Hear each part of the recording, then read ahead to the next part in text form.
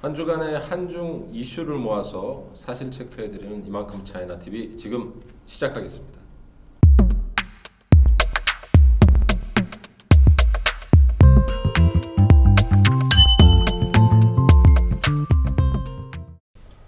지난해 발생한 러시아와 우크라이나 간의 전쟁은 21세기 유럽에서 발생한 두 번째 전쟁이죠. 그런데 최근 중국의 국영 방산업체가 러시아에 무기를 수출했다는 정황이 보여집니다. 어떻게 된 상황인가요?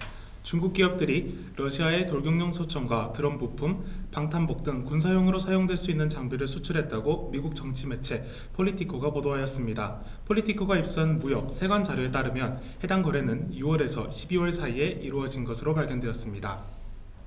네, 그러면 중국 국영 방산 기업들이 러시아에 정확하게 어떤 무기들을 수출했나요? 중국 최대 국영 방산업체인 중국 북방공업집단이 작년 6월 러시아 테일크림에 소총을 수출하였습니다. 해당 소총은 미국 M16을 모방한 CQA 소총으로 세관 자료에는 민간 사냥용 소총으로 표시되어 있습니다. 또한 2022년 후반 중국산 드론 부품을 담은 화물 12개와 12톤이 넘는 중국산 방탄복을 터키를 경유해 받았으며 중국 DJI는 작년 11월부터 12월까지 배터리와 카메라 등 드론 부품을 아랍에미리트를 경유해 러시아 유통업체에 보냈다고 매체는 전했습니다.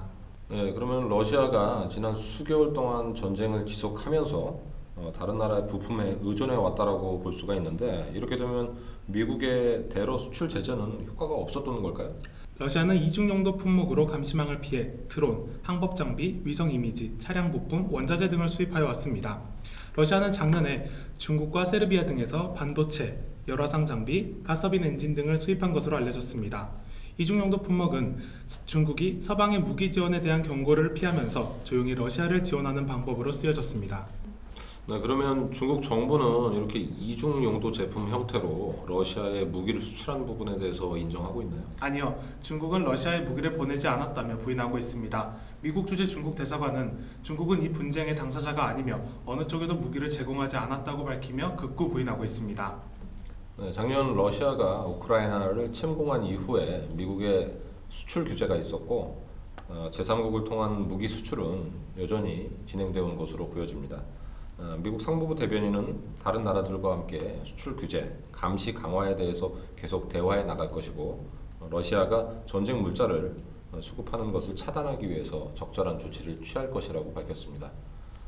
하루빨리 러시아와 우크라이나 지역에 평화가 찾아오기를 희망합니다. 지금까지 시몽 우기였습니다.